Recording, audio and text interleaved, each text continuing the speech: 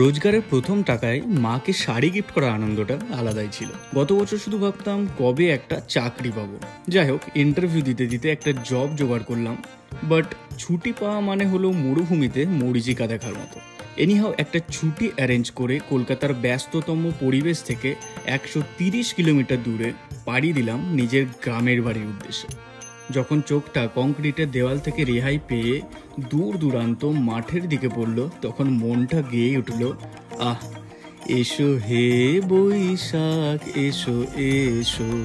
3 ঘন্টা মতো ট্রাভেল করে যথারীতি বাবার স্কুটিতে চেপে বাড়ি ফেরার আনন্দটা আলাদাই। বাট আজকে পয়লা বৈশাখ, এমনি এমনি থোড়ি বাড়ি যাওয়া যায়। মিষ্টির প্যাকেট আর শাড়ি নিয়ে বাড়ি পৌঁছে দেখি মা